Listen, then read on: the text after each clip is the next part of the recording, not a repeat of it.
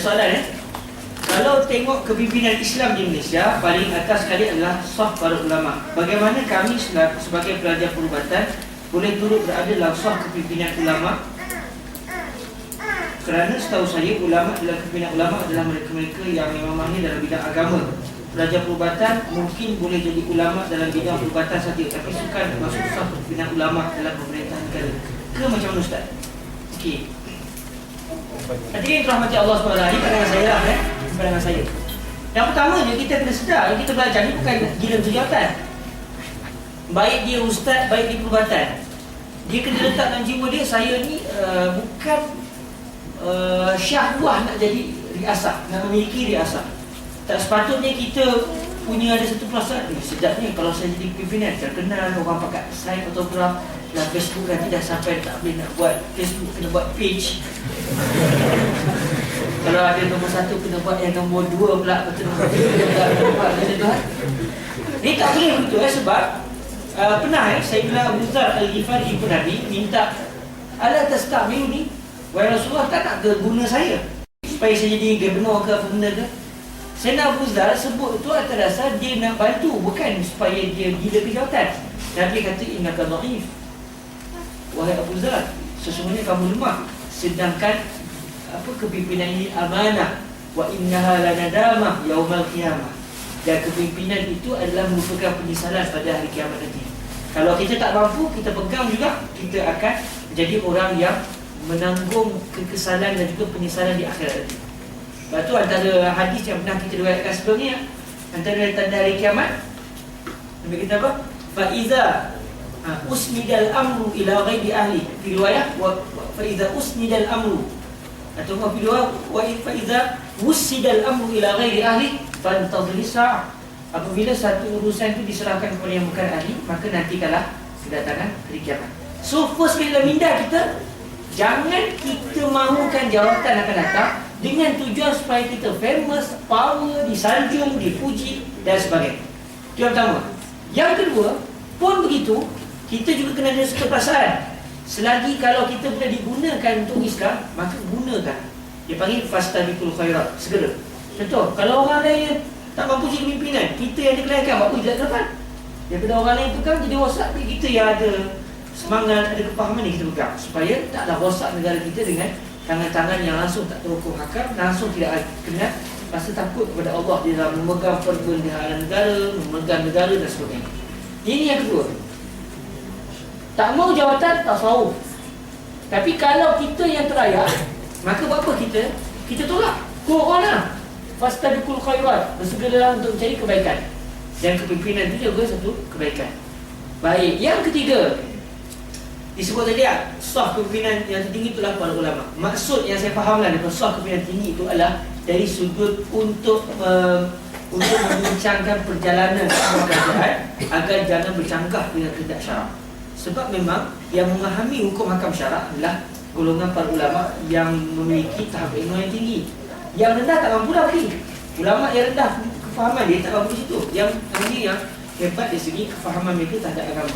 Jadi sebenarnya hakikat zahir macam dia adalah satu perjawatan. Tapi realiti dia itu adalah satu amanah, kerana yang mengetahui hukum hakam dalam sebuah kerajaan adalah golongan para ulama. Jadi kalau adik-adik tak di situ, janganlah terasa hati pula. Saya tinggi ke situ. Sebab itu masalah dia, itu peletakan hukum hakam. Contoh, adakah saya, saya bukan belajar perkataan, saya sendiri, orang ni semua dah bedah orang, saya tak bedah-bedah lagi. Try sekali lah. Anak nombor 3 nak sunatkan sendiri, contoh kan. Kalau kita buat itu, kita rasa jela orang yang tak betul. Sebab sepatutnya kita kena sedar itu bidang tugas dia. Okey? Bukan di tinggi atau di rendah, tapi kerana subhanallah juga semua. Tapi kerana dia adalah perjawatan yang memerlukan kebertanggungjawab bagi orang yang memiliki kepakaran tersebut. Jadi untuk akan datang, kalaulah dia kata satu hari nanti, Malaysia ni Allah Ta'ala anugerahkan dan wilayah dekat ni ke, tiba choice tukar sikit, orang tak nak Islam kan, nak Islam pula. Contoh kan, Allahumma amin.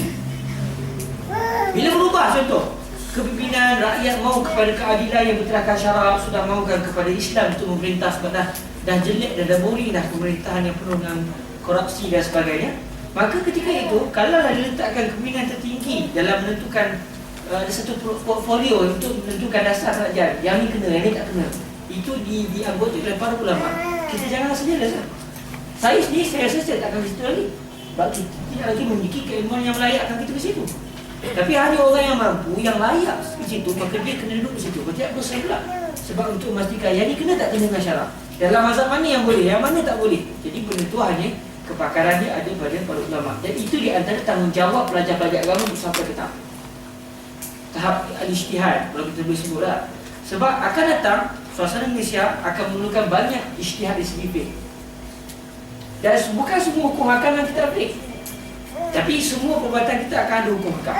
Jadi yang nak mengetahui yang ni boleh, yang ni tak kena, hanyalah golongan yang sampai ke tahap ijtihad. Dan itu adalah tanggungjawab yang perlu dilunasi oleh pelajar-pelajar agama. Buat kalau tak ada tanda-tanda orang yang sampai ke tahap tu, berdosa habis semua kita. Yang belajar di Mesir, yang belajar di Al-Azhar bidang pendidikan agama, yang tidak berusaha untuk ke arah itu. Itu sajalah sedikit komen saya dalam isu tadi. Soalan kamu. Boleh nak jawab semua lagi? Boleh tak? Sampai maghrib kita tak buat? Okeylah, oleh kadang untuk meraihkan, siapa yang pernah suku? Ada mengikut nilah minat. Apa namanya? Tapi kalau siapa yang nak keluar, anak saya tak masalah. Sebab patah ni patah saya. Siapa yang rasa nak ada hal, tak masalah. Kelaki kita dah habis cuma soal jawab. Dia pun takut juga ada soalan yang saya tahu saya jawab. Kalau tak tahu, tak nak boleh madah. Ada tak alim ulama di kalangan wanita pada masa kini? Yang zahirnya banyak orang lelaki. Orang perempuan tak, saya tak apa nak kenal sangat. Ada dulu Aminah Wadud. Saya tahu alim semua tu. Imam Al-Kumpah, Imam Musalahatil Jum'ah. Itu ada ulama usaha tu. Besar besar. Tapi yang ada di persada dunia hari ini, yang nampak ulama besar ni macam tak tahu lah, tak nampak sangat golongan wanita. Itu ada cabaran orang perempuan. Satu ketika dahulu, Imam Suyuti kata saya pernah mempelajari hadis daripada dekat 70 orang ulama wanita zaman Imam Suyuti. 70 orang ulama wanita ketika tu. Imam Suyuti pernah belajar bahasa Islam 70 orang. Hari ini macam tak zahir sangat. Jadi antara benda yang cabaran lah untuk ulama wanita. Antara ulama besar dulu, Sayyidatuna Aisyah, sampai sahabat besar di kalangan lelaki pun pergi mengaji dengan Sayyidatuna Aisyah. Sebab Sayyidatuna Aisyah isteri Nabi, ada kefahaman, kepakaran, banyak benda yang orang lain tak tahu yang dia tahu. Sebab dia tinggal bersama dengan Nabi Muhammad SAW. Baik. Jadi ada tak hari ini, saya banyaknya tak pasaran yang yang zahir Aminah Al-Wadud. Ulama bagi orang yang enggak di ulama lah. Itu besar. Ijtihad dan sebagainya. Ustaz, adakah hadir hadis yang membolehkan kita melewatkan solat isyak supaya dapat berqiyam? Ustaz, adakah hadis yang membolehkan kita melewatkan solat isyak supaya dapat berqiyam? Dia ada sedikit dalam mazhab Imam Syafi'i, dia ada sedikit perbezaan pandangan fuqaha Syafi'iyah dalam menentukan adakah kita disunatkan melewatkan solat isyak. Dia ada sedikit perbahasan fuqaha dalam menentukan adakah kita disunatkan melewatkan solat isyak supaya kita dapat berqiyam. Pun gitu, okey. Masuk lewat ni lewat macam mana? Kalau ada kelas tak apa. Ini sampai pukul 2 pagi nanti kita nak sembahyang isyak ni. Dia panggil, dia kata nisful lail, ada kata sulusul lail. 1/3 malam, ada kata setengah malam. Malam tu start bila daripada maghrib sampai ke subuh. Berapa jam? Bagi 2. 6.5, 7.5, sekali 6.5, 7.5, 8.5, 9.5, 10.5, 11.5, 12.5, 10.5, 2.5, 3.5. Dapat berapa jam? 9 bagi 2 maknanya 4.5 jam lah. Jadi 6.5, 7.5, 8.5, 9.5, 10.5. Semayang pukul 11. Itulah dianggap semayang setengah malam pada pukul 9. Boleh tak boleh? Memang boleh, tak ada masalah. Tapi pandangan yang kuat dalam mazhab Imam Syafi'i, yang afdal ni semayang di awal waktu. Ada juga yang kata sunat juga sebelum sampai 1/3 malam. Jangan melebihi 1/3 malam. Itu pun maknanya kalau ada jemaah pikul semayang seorang-seorang, tidak disunatkan juga. Sah-sah semayang. Jadi konklusi dia, afdal bagi seorang itu dia tidak melewatkan solat isyak. Maknanya kalau ada kelas, habis kelas semayang. Bukan tunggu ni Sebab Nabi pernah sebut, kalaulah laula an asyqa ila ummati la akhqartumul isya, la amartuhum bi ta'khir isya, kama qala. Nabi sebut, kalau tidak kena menyusahkan umatku, saya akan minta supaya mereka melambatkan solat isya. Maksudnya semayang berjemaah tapi lewat, bukan semayang sorang-sorang. Maknanya okey, semayang azan isya, azan, baik, jemaah dalam pukul 9 nanti kita akan kumpul balik, kita akan semayang isya. Jadi susah tu, orang ngantuk, orang ngantuk. Jadi kerana itu Nabi semayang di awal waktu. Jadi kalau orang bincang mana afdal, bagi dalam istiak mazhab Imam Syafi'i yang afdal semayang awal waktu, sebab itulah yang dibuat oleh Nabi Muhammad SAW. Walaupun Nabi ada bercita-cita nak semayang di akhir waktu, tapi kerana Nabi melazimi perkara tersebut, maka itulah yang afdal bagi kita semua. Wallahu ta'ala a'lam. Itu dalam istiak mazhab Imam Syafi'i radhiyallahu ta'ala anhu.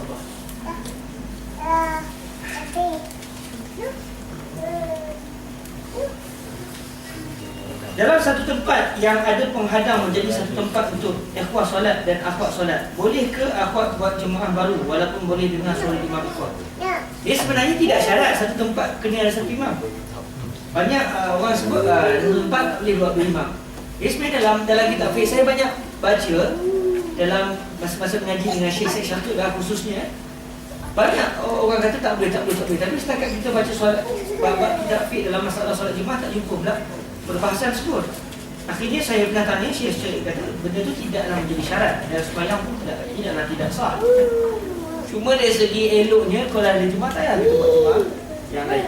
Jadi ada situasi ni, dalam satu tempat ada penghadang, hatta kalau tak ada penghadang sekalipun tak ada masalah dari segi asal. Cuma kalau boleh sembahyang berjemaah sekali, maka itu lagi baik, Tapi kalau tak nak, kita orang nak separate daripada golongan lelaki, nak pisah tu lelaki-lelaki, perempuan-perempuan. Jadi tak ada masalah, tak ada masalah walau setempat. Cuma jangan takut nanti kelang kabut, imam baca Allahu Akbar, makmum akhwat pokok dah kelang kabut sembahyang. Itu kena raihkan juga lah. Okay. Bagaimana solat dalam kenderaan? Bagaimana solat dalam kenderaan untuk kepastian? Sembahyang dalam kenderaan, kalau sembahyang sunat tak ada masalah.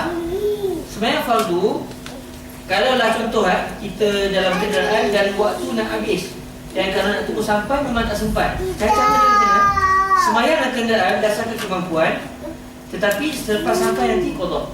Mari kita solat untuk menghormati waktu. Ya, kita solat untuk menghormati waktu. Cara macam ni. Saya sendiri kadang-kadang pergi ke Tontor, kita kebetulan kadang ada hal lewat. Sampai Romsi dan kenderaan nak azan. Keluar tertinggal pula. Okey, lepas maghrib duduk juga dalam kenderaan tu, lepas tu dia bergerak. Saya pun tengok dia dengan harapan dan sampai ke Tontor. Tiba-tiba nampak gaya ni macam dah tak sempat dah ni. Maghrib dah masuk dah. Asal tak sembahyang lagi. Macam ni caranya. Duduk situ. Allahu Akbar. Baik. Tak ada lagi. Mana yang kita mampu buat, kita buat. Kita mampu rokok, kalau kita mampu dalam kereta api contoh. Diri dan rokok boleh. Tengok ada kosong, rokok. Menghadap kiblat macam mana? Kalau kita tahu kiblat tak apa, kalau tak tahu salah. Kalau tak tahu tak apa, menghadap mana yang kita mampu je. Sebab kita solat itu pun ada dasar untuk menghormati waktu. Dan saya sendiri dalam kes ni, saya sebenarnya dalam telingkul tadi, mayang lah, nak nampak maghrib dah masuk, dah takut dah nak sembahyang asar. Sebab kita perlu solat juga pada waktunya. Tak boleh satu waktu tu berlalu tanpa solat. Jadi sembahyang zuhur dah sembahyang kat rumah, masuk asar tak sembahyang lagi. Boleh tak ada halang-halang ni qada, kita sembahyang nantilah. Haram. Kalau sini tak boleh. Mari kena ke dalam suasana tersebut sembahyang juga dalam kenderaan. Cara dia macam mana? Sembahyang macam biasa. Kalau kebetulan depan kita kiblat, lagi okeylah. Tapi dah kalau depan kita bukan kiblat, kiblat ke belakang, dan kita nak balik ke belakang, macam mana lambas teringkup, payah banget kan? Tak usah. Tapi kalau dalam kita fikir, kita boleh balik ke belakang, tak susah. Jadi mana kemampuan yang kita dapat, itu pun kalau kita tahu kiblat, tak tahu pun tak masalah. Jadi sembahyang berdasarkan ni sampai cepat nanti qada. Kalau tak ada wudu pula, kalau ada air wudu ada spray. Wudu tak semestinya kena basah gila-gila kan. Tapi selalunya dalam telekong marah lah orang basah kan. Jadi cara macam mana? Kalau tak ada wudu, sembahyanglah berdasarkan ni. Hormat waktu. Sembahyang atas dasar hormat waktu. Dah sampai ke tempat nanti qada. Dan alhamdulillah saya punya kes tadi, Sampai-sampai tak azan lagi, memang berlari tu ke masjid, cepat-cepat wuduk, angkat takbir, semayang 2 rakaat, semayang asar, kosor. Boleh jamak kan? Daripada Kairah ke Tontok. Sampai habis dia bagi salam, 2-3 minit lepas tu orang azan tengah maghrib. Alhamdulillah lah, saya tak semayang kodok dah hari tu. Semayang betul pada waktu ni. Alhamdulillah. Jadi isu kes ini, itulah. Dia semayang kenderaan. Kalau semayang fardu, memang saya saja tak boleh lah. Tapi kalau waktu nak habis, memang kena semayang juga dalam kenderaan berdasarkan kemampuan dan kena kodok.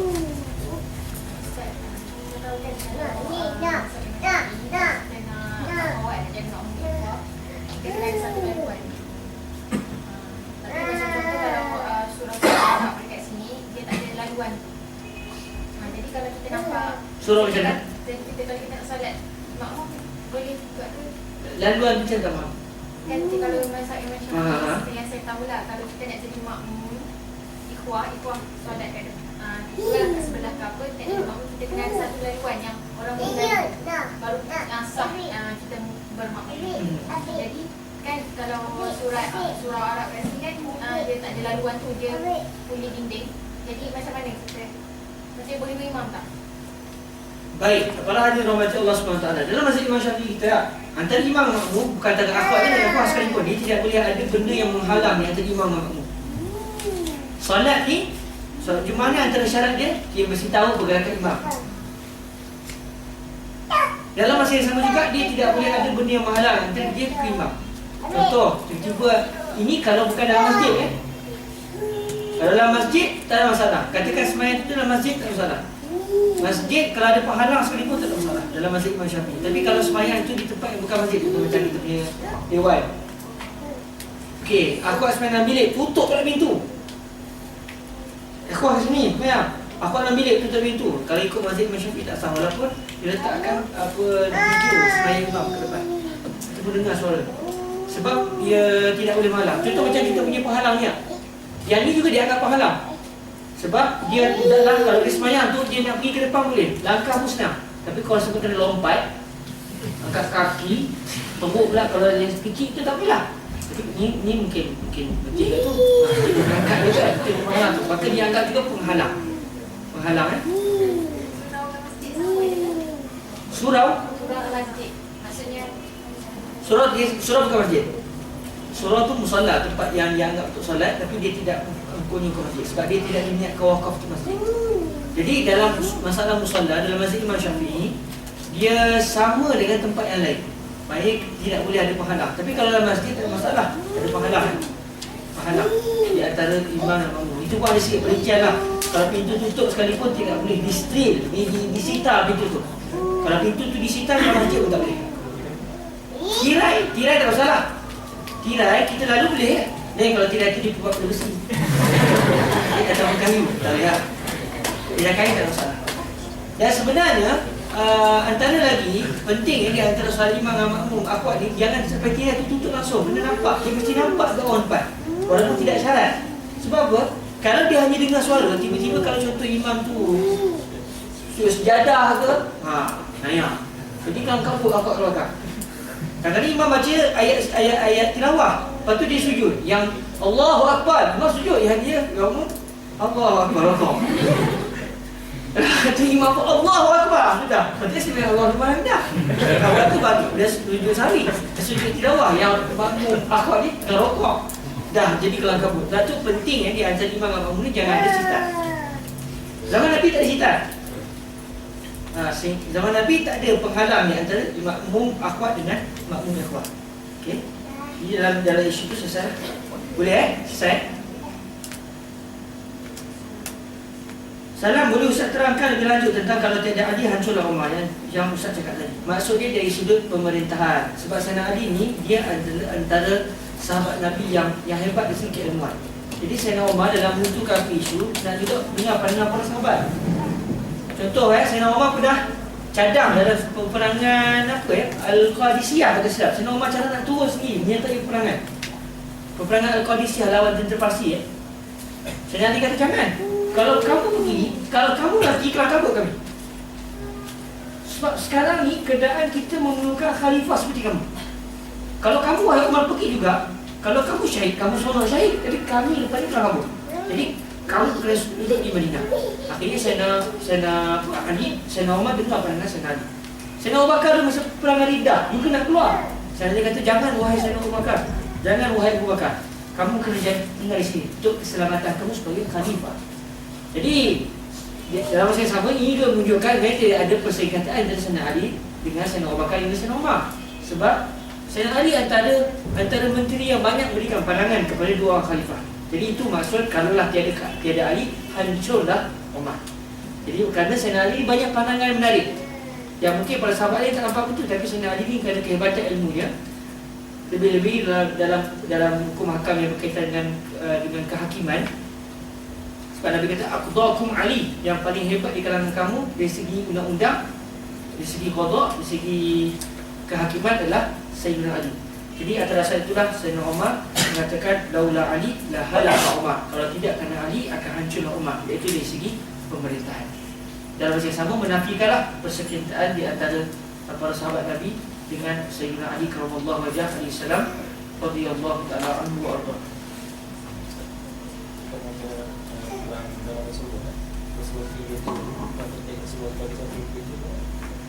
Okey, sahabat kita tanya, dalam peperangan zaman Nabi, Nabi juga turun dalam peperangan. Pun begitu, Nabi tidak menyertai sampai ke dalam. Banyak isu peperangan, contoh macam perang Badar, Nabi hanya duduk di kemah. Sahabat Nabi kata, Rasulullah kamu duduk di kemah, kami yang mencari peperangan. Jadi sahabat Nabi pergi dalam peperangan tersebut, tapi Nabi duduk di kemah. Cuma ada juga peperangan yang Nabi menyertai sampai ke depan. Contoh macam peperangan Hunain. Ketika para sahabat dah ke belakang, maka Nabi pun ke depan. Sampai Sayyidina Abu Sufyan masa tu, yang Sayyidina Al-Abbas, Sayyidina Al-Abbas yang ada di kedai Nabi masa tu, Nabi masa tu atas kedai, pegang kedai Nabi sebab Nabi nak ke depan. Lepas tu Nabi pun lawan, ana Nabi Unda Kasih, ana bin Abdul Muttalib. Di saat orang sampai ke belakang dalam kabut, takut dengan kemarahan tentera Taif, tiba-tiba Nabi ke depan. Sebab tu katanya Syekh Yusri, makhluk Allah yang paling berani adalah Nabi Muhammad SAW. Di saat orang semua yang hebat-hebat lari ke belakang, Nabi terus ke depan sampai kena pegang pula iman Nabi supaya jangan ke depan, takut bahaya kerana. Jadi dalam beberapa peperangan, kadang-kadang Nabi memang turun sini dalam peperangan, dan kadang-kadang Nabi hanya duduk di kemah mematikan peperangan. Mematikan dia terasa dia lah sahabat-sahabat Nabi tak mahu berlaku apa-apa kepada Rasulullah SAW. Dan ada juga beberapa kes Nabi tinggal di Madinah dan menghantar tentera. Daripada Sariyah lah, Nabi hantar beberapa batalion tentera pergi mengadakan serangan ke tempat itu, tapi Nabi stay di Madinah. Satu lagi Nabi, Allah janji, wallahu ya'simuka minan nas, Allah akan menjaga kamu daripada manusia. Maksudnya, macam mana keadaan sekalipun, Nabi sama sekali tidak akan mati terbunuh dalam peperangan. Kenapa? Selagi syariat tidak selesai, maka Allah akan menjaga Nabi daripada sebarang pembunuhan. Jadi Nabi ni kalau dia kosong, kalau Nabi pergi perang pun tak ada masalah tak? Sebab memang tak akan berlaku pembunuhan kat atas. Tapi para sahabat Nabi lain tidak begitu. Barakallahu fikum wa rasulullah. Apa status darjat hadis qudsi dalam kitab Imam Ghazali Al-Mawa'iz fil Ahadis Al-Qudsiyah? Hadis-hadis ini ada dalam satu buku motivasi, banyak ada yang qudsi ini, jarang nak mendengar. Saya tak tahu. Dari segi darjat hadis tu saya tak tahu. Cuma kalau lah hadis tu maudhu' tak boleh lah. Kalau hadis maudhu' tak boleh kita sandarkan Nabi. Tapi kalau hadis tu dhaif sekalipun, dalam benda-benda yang memberikan motivasi untuk kita melakukan kebaikan, tidak menjadi masalah. Dalam istilah ulama hadis, dia panggil fadailul a'mal.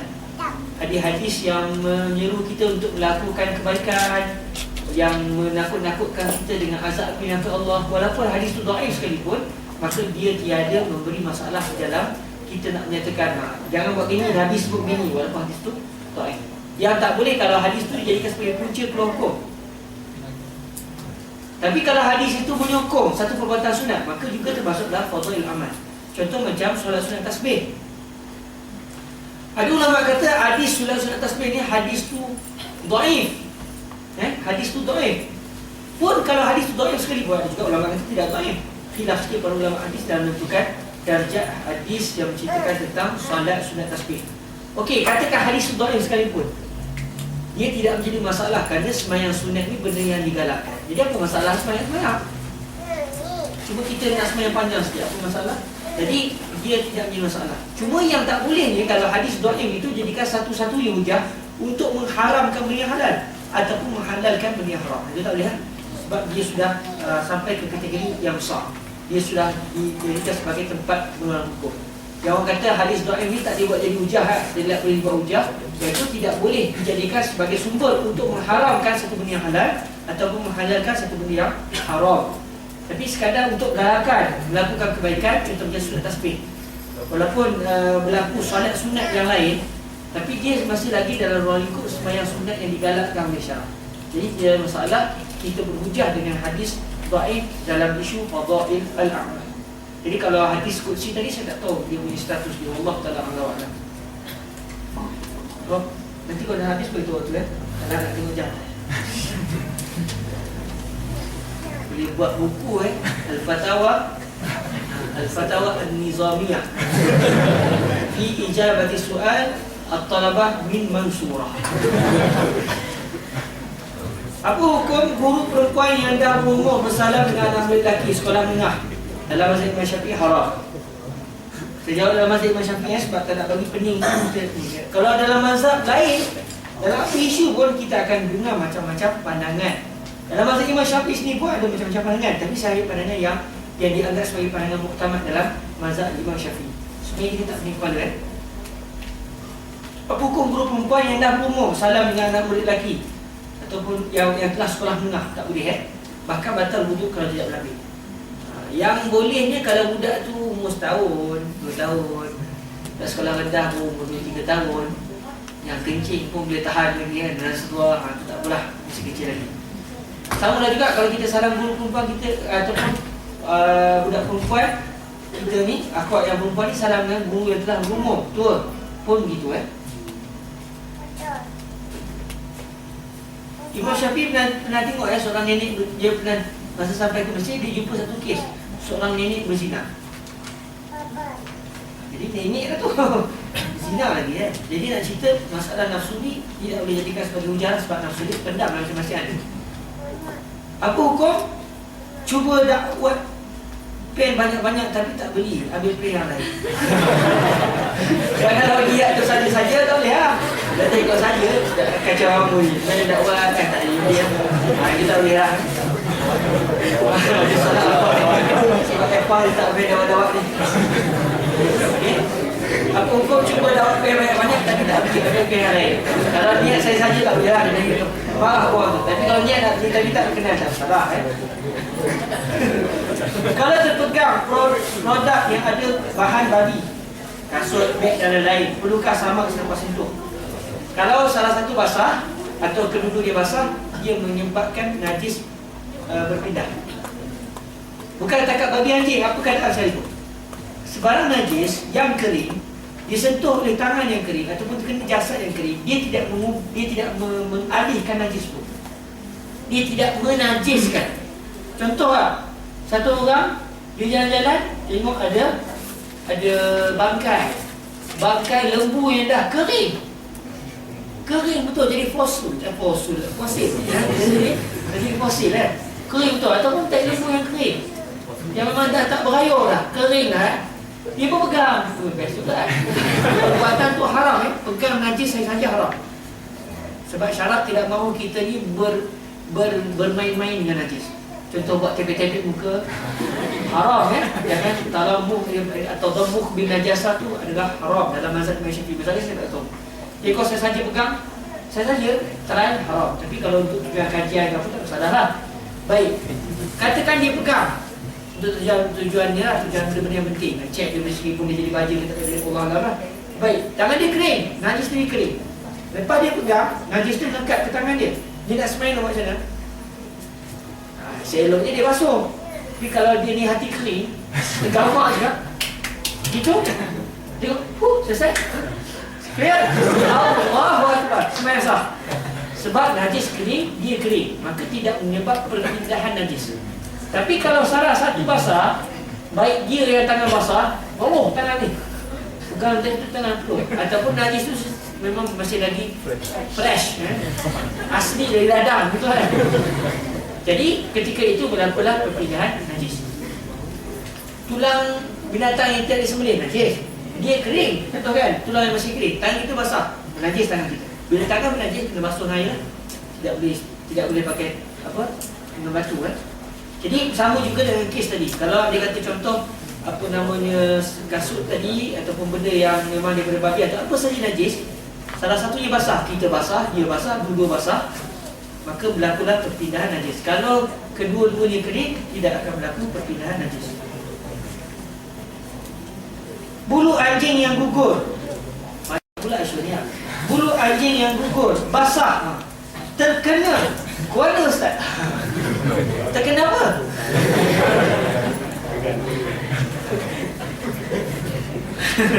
Tapi dah buat pen lain. Okey, dia cuba pen tadi. Okey. Bulu anjing yang gugur basah terkena kuala Ustaz. Sama kes tadi lah. Kalau contoh bulu anjing tu basah, anjing tu bau kibat-kibat, dia bawa bergenang air, lepas tu dia lalu depan kita, lepas tu contoh dia panas sikit, dia cabut. Nah, dia kena. Jadi kita tepek najis dalam muka kita. Jadi cara dia, kalau najis tu najis mughalazah, 7 kali air, salah satunya air tanah. Afdalnya air tanah mula, barulah dibasuh dengan 6, dibilas dengan 6 air yang mutlak. Apa hukum perempuan tilawah dan suara yang merdu? Dengan suara yang merdu, hukum perempuan tilawah dengan suara yang merdu. Dia akan balik kepada masalah boleh tak wanita menyanyi.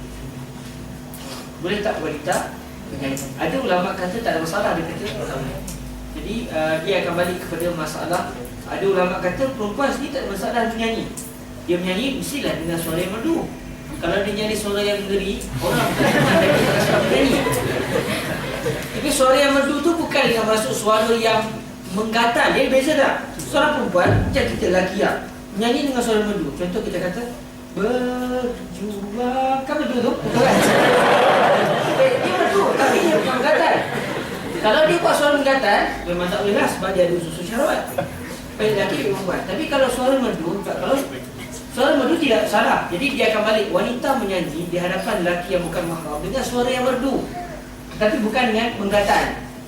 Dan lagu tu pula lagu yang baik. Kalau Quran pun samalah. Maka boleh atau tidak berlaku sedikit perbahasan para ulama. Jadi sebaiknya bila ada khilaf, ada yang bagian yang tak bagi, sebenarnya kita keluar dari khilaf itu tak langsung. Bahkan dalam hadis pun Nabi pernah melarang ada isteri-isteri Nabi membaca Al-Quran di hadapan lelaki ajnabi. Jadi dia ada dua, tapi dia dua tak salah. Lepas tu kalau kita tengok ada tempat hantar keluarga wanita baca Quran dengan suara yang merdu, ada yang tak bagi, dia akan balik kepada isu khilaf tadi. Cuma kalau berlaku khilaf, mana yang terbaik? Keluar daripada khilaf itu. Ada yang tak bagi, ada yang kata pula boleh tapi tidak ada wajib. Maka kita pegang yang tak boleh sebab untuk menaikkan kedua-dua pandangan tadi. Kalau abang nikah, abang ni, aku nampak saudara yang dalam tangan tu, kalau dia tangan, kita sambut tu kan? Dia ada ukti kita tanya kalau ni banyak berlaku lah dalam kekeluargaan kita lah. Sepupu kita, bapa saudara menjadi, betul, kita mak kita dia punya adik perempuan, mak saudara betul lah, mak saudara kita perempuan, kahwinlah dengan lelaki. Jadi lelaki tu sebab perkahwinan pun jadilah bapa saudara kita menjadi. Jadi lah. Jadi macam mana bapa saudara jadi-jadian ni ataupun sepupu kita tadi, kadang-kadang dalam masyarakat kita, kadang untuk naik saudara ataupun ibu saudara isteri sendiri. Saya yang tu mula kahwin, saya silap. Saya ingat boleh tersilap saya macam mana tahu, dia tak perasan. Salam habis dengan makcik-makcik. Dia terkejut makcik-makcik saudara saya. Cek tangan lagi kan. Lepas tu tahu barulah awak tiba tak ada dua orang kahwin. Dia orang kata boleh ke tak boleh Lepas tu saya kata tak salah pula. Saya cakap astagfirullahaladzim, silap kan.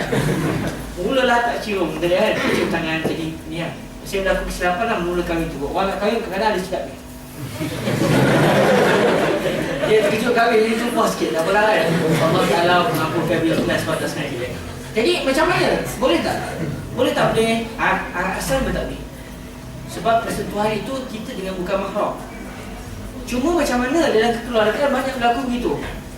Baik, saya ada beberapa teknik. Bagi kalau ada kata keluarga kita memang keluarga yang senang boleh faham, kita kata sebenarnya tak boleh bersentuh. Sebab dari segi hukum tak boleh, sebab saya memang bukan mahram. Walaupun kita saudara tapi dari sudutnya bukan mahram. Kalau kita boleh terang dengan baik dan dia boleh terima, alangkah baiklah. Kalau tak boleh juga, dia memang keras. Apa? Sedang bukan boleh. Cik-cik ni tu arahan, tak mau kat hang lah contoh. Macam mana cara? Teknik yang kedua, saya sering guna kepada sepupu-sepupu perempuan saya yang mengulurkan tangan. Saya kata, Allah, dah wuduk lah. Jadi pegang batai, malas dulu. Tak faham? Tak faham macam mana kan? Yang keseterusnya, ada orang kata, kalau rapat saya lapik lah. Kejap ya, nak cari tudung lapik. Sebenarnya tak, sebab kata, sebenarnya tak boleh salam. Tapi nak salam tak begitu lapik. Tapi yang ni dah kira buah paling akhir lah. Dah tak apa sangat, tak boleh. Dia marah kita awak dah wuduk. Boleh, wuduk saja dah berik. Kalaulah juga dia akan ni pula. Okey, tapi ni bukan dalam mazhab Imam Syafi'i lah Dalam mazhab Syafi'i tak boleh. Dr. Yusuf Al-Qaradawi dia pernah sebut idza sufir safar. Kalau lah diulur tangan, salam. Tapi dengan syarat orang yang bersalam itu tidak bersyahwat. Kalaulah dia memang salam-salam air terasa kan, haram salam tadi. Bersalam dalam keadaan bersyahwat haram. Tak kira lah untuk jaga hati ke, makcik saya pun tak boleh. Berapa? Ada lah. Kalau bersyahwat haram jadi sebaiknya elaklah kan macam utama dengan guru. Sebab kita nak ikut mazhab Imam Syafi'i ke. Tapi kadang-kadang dalam masalah ni, kalau kita Indonesia banyak berlaku isu dalam isu kekeluargaan, dia rasa tak dia terima. Dia nak sedara sendiri. Makcik ni tahu apa? Tok ni tahu tu. Orang dah tok ni dia nenek lah. Tok sedara faham. Tapi di segi hukum tak boleh. Dia tahu salam dah. Tapi bukan kita yang first. Makcik salam tak? Bukan kita yang first lah sebaiknya untuk nak ikat mazhab. Lepas tu kalau kita tengok dalam sebagian para ulama di Mesir contoh, dia salam perempuan biasanya. Sebab dia pegang pandangan yang ni. Uruf di Mesir. Tapi dia Malaysia pula tak boleh terima untuk orang umum. Tapi dengan keluarga ni macam uruf kita bagi pula. Tapi asal mazhab Syafi'i tak boleh. Boleh raikan tu lagi baik. Tapi kalau terpaksa sangat sampai jadi balah pula, pegang dah salam dia dengan syarat tidak syahwat. Ustaz, apakah hukum tinggal serumah dengan adik sorang-sorang tanpa ibu bapa? Adik yang lain jantina. Salah, adik kandung tak apa. Adik kandung tak apa. Apa hukum tinggal serumah dengan adik sorang-sorang tanpa ibu bapa? Adik yang lain jantina. Tak ada masalah, cuma tidur yang sekali. Tidur yang sekali. Sebab anak perempuan dan anak lelaki bila umur dia dah 10 tahun kan, dia hasilkan tempat tidur. Tapi dia tetap adik-beradik. Okey, dia tak dibalik. Cuma itulah banyak nasbillah kadang-kadang berlaku juga semua mahlau banyak nasbillah. Tapi benda tu tak sepatutnya ada pada minda seorang yang waras. Adik-beradik sini saya pernah jumpa satu kes. Dia berzina dengan adik di sini. Dia perempuan, dia berzina dengan adik lelaki dia. Dan budak perempuan ni dia ada sikit sejarah hitamnya lah. Apabila dia dirogol beramai-ramai oleh kawan adik-adik, kawan adik lelaki dia. Kawan-kawan adik lelaki dia rogol dia dalam masa sama, yang pegang tangan kakak dia supaya tak menonton adalah adik dia sendiri. Akhirnya dia mula rasa nak lagi dengan adik dia pula dia buat. Nenek dia pergi mak ayam cerai, nenek pergi surau, dia pun buat projek kat rumah haram memang ngeri. Zina tu dah haram lah. Berzina dengan mahram lagi-lagi lah haram. Lagi-lagi lah besar dosa. Sebab itu mahram di sini. Okey. Kalau dia kena benci boleh tahu Sampai lagi dalam flight semayang duduk sempurna. Kena ulang semula ke semayang itu bila mendarat. Syukran Ustaz, afwan. Memang dalam flight kalau semayang, kalau kita semayang dalam keadaan tak sempurna, maka kita kena qada balik. Okay, dalam flight. Tapi saya sendiri dalam flight saya semayang kasih sempurna. Boleh je sebenarnya kita flight, kita pergi ke belakang, kita dekat mana-mana tak semayang. sembahyang, menghadap kiblat kita tahu dia punya arah Kaabah mana. Lepas tu solat. Okey. Lepas tu solat macam biasa. Boleh rokok, boleh sujud, okey. Setakat balik saya orang sembahyang, okey lah. Ada juga orang sebab kalau dari segi realiti, kalau semua dalam masa yang sama sembahyang tempat tu tak ada. Pagi kita kena fikir macam mana buat Kota Pah ada musola dalam rumah. Betul. Tapi tak tahulah idea ni terlalu idealistik sangat ke. Tapi kalau kita boleh buat macam ada masjid, suara boleh buat etikaf lagi, kan? Tak sangat percaya kan? Orang masalah solat jadi antara masalah dalam kapal terbang. Jadi kalau kita semayang dalam keadaan kita tak menghadap kiblat ataupun tak sempurna salah satu rukun solat, maka kita kena ulang dan kita dah. Bahkan kalau ikut sebahagian ulama, atau kita semayang rokok sujud sekalipun, kita tetap kena ulang tak? Sebab kita punya kiblat tu tak menentu. Kalau terbangkan ke sana sini, jadi kiblat kita tu, kita bukan semayang kita dah. Setiap kita dah, kita pun tak tahu arah kiblat tu macam mana. Jadi ada juga ulama kata, ulang balik lepas ni. Kita semayang apa?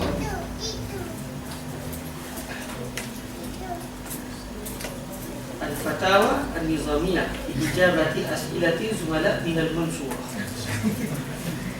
Ustaz, adakah bahagian bawah dagu wanita adalah aurat?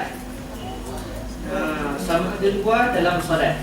Saya pernah tanya Fadilatul Syekh Said bin Syartub, guru saya, ni aurat wanita muka dengan dua tapak tangan. Itu berdasarkan pandangan tidak muktamad dalam mazhab Imam Syafi'i. Pandangan muktamad, wanita wajib menutup muka dalam mazhab Imam Syafi'i. Tapi yang difatwakan tidak begitu, kerana agak sukar untuk wanita menutup wajahnya. Jadi dipegang pandangan yang lemah dalam mazhab Imam Syafi'i, mengatakan muka wanita ini bukan aurat. Jadi kalau ada orang nak pakai pudar, kan terbahaya pula. Dia nak pegang pandangan yang tidak keluar dari khilaf, kan? Sebab ada ulama mewajibkan. Antaranya pandangan muktamad, pandangan kuat dalam mazhab Imam Syafi'i di sini. Cuma yang difatwakan tidak begitu lah. Janganlah kalau kita balik makcik, wajib pakai pudar ni berdasarkan mazhab Imam Syafi'i, pening pula makcik tu. Dan kalau tak pakai biarlah, kan? Sebab itu yang telah mustaqil. Orang kata mazhab Syafi'i kata apa? Muka dengan tangan tidak aurat. Tapi kalau realitinya, itu bukan pandangan yang kuat dalam mazhab Imam Syafi'i. Yang kuat wajib untuk muka. Baik, ni dagu ni macam mana? Ni bukan dagu, ni dagu. Dagu. Ni soft, dia panggil sofatul qulub ni. Ni. Ni macam mana? Wajib tutup tak? Saya tanya kepada guru saya, adakah wajib tutup aurat ni? Syekh kata tidak. Syekh Said Syartub, guru saya, ketika saya tanya soalan ni, beliau mengatakan tidak. Cuma saya terlupa untuk tanya, dalam solat kena tutup ke tidak? Ingatkan saya untuk bertanya soalan ni, sebab saya tak pasti adakah dalam solat wajib tak tutup yang ni, ataupun tidak. Nak kata seakan-akan macam saya ada perangan macam seakan-akan tidak wajib. Tapi ginilah, sebab saya tak pasti, saya akan murajaah pada benda tu. Cuma setakat ni aku atas macam mana? Tutup lah, senang kan? Tutup semua. Tapi kalau ada kata, ada di kalangan ukti kita yang pernah mengaji, kita orang lelaki tak terfikir sangat. Sebab apa? Sebab kita tak buat benda tu. Yang orang perempuan dia sebab benda tu berkaitan dengan diri dia. Kalau ada di kalangan apa al-akhwat, ada yang tahu, maka tak salah. Cuma kalau ada kata tak tahu, sementara ni tutuplah dulu. Saya cadangkan betul sebab saya sendiri balik tak tahu. Cuma untuk jalan keluar ni tak ada salah. Berdasarkan pandangan yang saya tanya di guru saya, Fadilatul Syekh Said bin Syartub Asy-Syafi'i, guru utama saya dalam bidang fiqh dan juga usul fiqh. Minta izin nak tanya sikit tentang isu semasa sikit.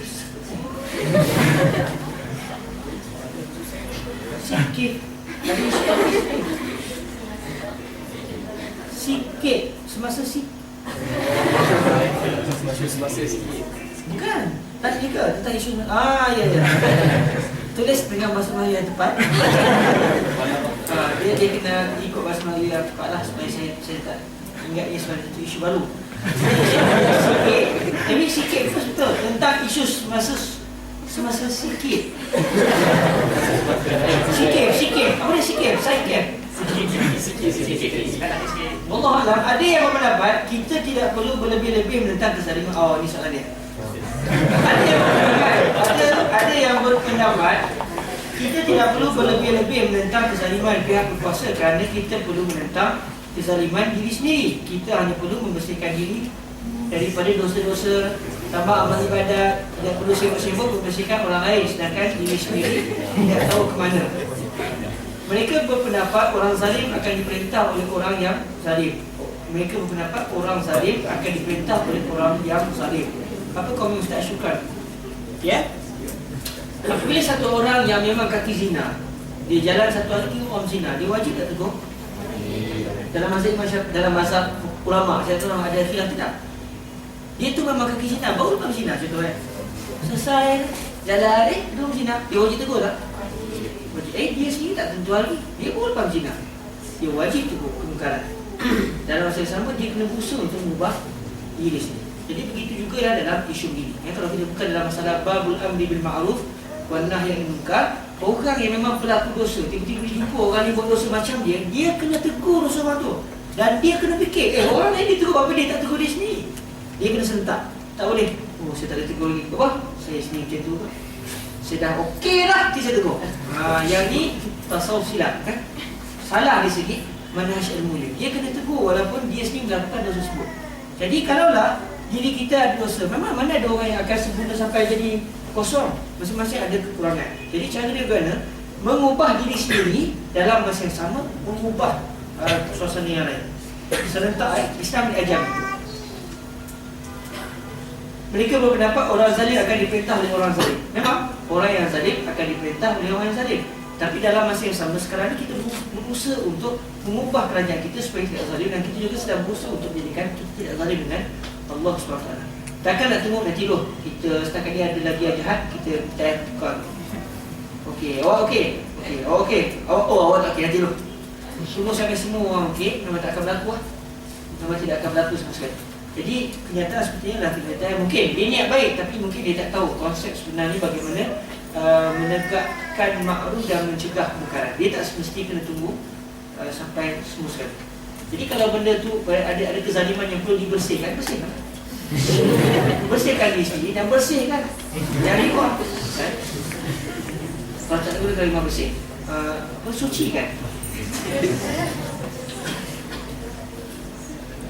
Oh, ini soalan terakhir. Menurut perintah ni, taat kepada pimpinan. Saya tertarik dengan cerita Ustaz tentang ijazah ilmu sanad, ilmu yang kita pelajari. Boleh tak Ustaz terangkan mengenai ininya secara umum? Apa kepentingan sanad ilmu dalam perjuangan kita menuntut ilmu, terutamanya ilmu agama? Para hadirin dirahmati Allah SWT, apa namanya ijazah ataupun sanad ni,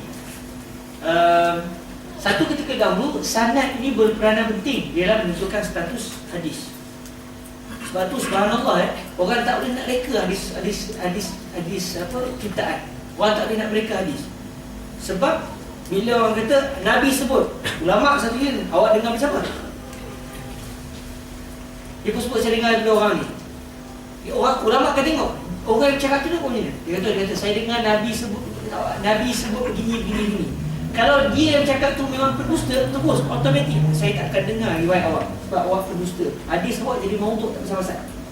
Okey, katakan yang bercakap pula memang orang yang baik, tak buat dosa besar, awak dengar macam apa? Alamak, saya lupa lah. Baik, hadis dhaif tu. Jadi sampai hadis maudhu tak boleh nak buat langsung. Hadis yang mungkin hakikatnya sahih pun boleh jadi dhaif. Darjat dia. Mungkin hakikatnya memang Nabi sebut. Jadi itu kepentingan sanad satu kali dahulu di dalam memerhatikan sejauh mana kebenaran suatu ucapan yang disandarkan kepada Rasulullah SAW. Adapun pada zaman hari ini, silsilah yang menyambungkan kita sampai ke Nabi itu adalah tabarruk. Atas dasar itu kita rasa gembira sebab ini guru saya sampai ke Nabi. Jadi ada satu silsilah, ada satu ikatan di antara kita dengan Nabi. Itu isu dia. Kita nak diri kita bersambung dengan Nabi. Bukan kerana kita berperanan sebagai seorang ulama hadis macam satu ketika dahulu. Saya sering sebut, kalaulah sanad itu berperanan seperti mana satu ketika dahulu, tiada lagi hadis yang sahih. Sebab apa? Semua imam jadi maudhu', imam jadi dhaif sebab itu. Kalau kita penipu, semua hadis kita jadi hadis maudhu'. Kalau kita bukan penipu tapi lupa ingatan, macam saya, antara yang agak kurang ingatan. Bukan tak diingatan lah, ada tapi kurang sikit, kerana tak boleh ingat. Jadi tak pasal-pasal hadis Sahih Bukhari pun jadi hadis dhaif. Kenapa? Saya antara periwayatnya. Jadi sebenarnya ijazah ni adalah ataupun sanad ini sebagai kita rasa gembira dan ingin mengambil keberkatan, penyambungan di antara kita sehinggalah kepada Rasulullah SAW. Jadi kawan-kawan yang ada di sini ambil peluang, kita ada kat Mesir ambil peluang untuk kita bertemu dengan para ulama dan meminta mereka agar mereka mengijazahkan kita supaya di antara kita dengan Nabi bersambung. Itu satu benda yang menarik Dan apa namanya, kalau paling mudah sekali bila pemerah program baca kutub sitah pergi. Sebab nanti masyarakat kita akan mengijazahkan kita, yang hadir tu akan mengijazahkan kita semua riwayat mereka. Jadi secara tak sengaja ataupun secara program tersebut kita akan dapat menyambungkan diri kita dengan Rasulullah dengan melalui perkataan guru yang hadir pada hari itu. Okey, ijazah. Tapi pun begitu, macam guru saya sendiri pada Syekh Said satu sangat marah dengan orang hanya mengejar sanad tapi tak belajar ilmu. Oh, sanad kejar. Pergi mengaji ni, minta sanad tu, minta sini, tapi mengaji haram tak mengaji kalau ikut bahasa Ustaz Nazrul lah. Langsung tak nak mengaji, tapi yang dia kejar sanad. Supaya dia bersambung, dia pun kata, ni hadis yang riwayat saya, yang sanad saya banyak ni. Sebenarnya sanad itu adalah sebagai keberkatan. Kepentingan yang lebih adalah memahami satu hadis. Pun begitu, alangkah baiknya dapat digabungkan dengan sekali. Kita belajar betul-betul, dalam masa yang sama kita juga memiliki penyambungan di antara kita sehinggalah kepada Nabi Muhammad SAW. Okey. Soalan terakhir bila ada? Okey, itu saja dari saya. Dan soalan-soalan yang tidak dapat dijawab, saya mohon kemaafan. Semoga ada peluang untuk saya berusaha menjawab pada waktu yang akan.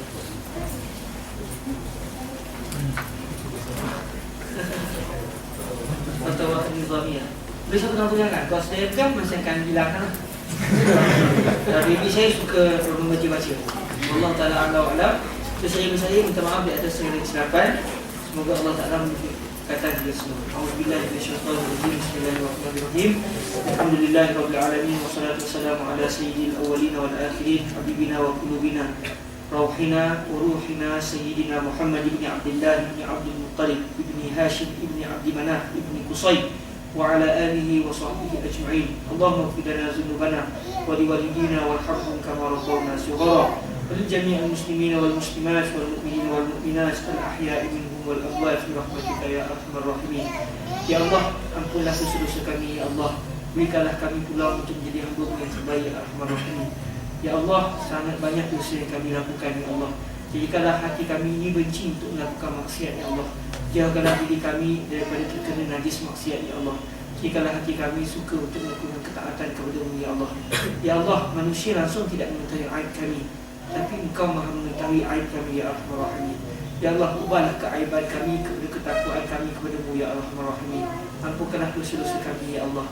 Janganlah Engkau ambil kami dalam keadaan kami sedang melakukan maksiat kepada-Mu ya Allah. Ambillah kami ya Allah dalam keadaan kami melakukan ketaatan dan Engkau redhakan kami ya Arhamar Rahimin. Ya Allah, sampaikan salam kasih kami kepada Rasulullah SAW. Nyatakanlah kepada baginda betapa kami sangat merindui baginda ya Arhamar Rahimin.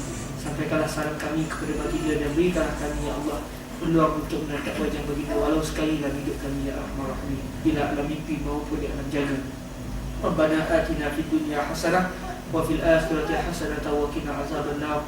Sallallahu alal habibi al-mustafa al-mujtaba nurina wa nuri a'yunina habibina wa qulubina rahmatan lil alamin as-siratal mustaqim sayyidil awwalin wal akhirin habibina Muhammad ibn Abdullah wa ala alihi wa itratihi wa ashabihi wa baraka wa sallam walhamdulillahi rabbil alamin. Taqabbalallahu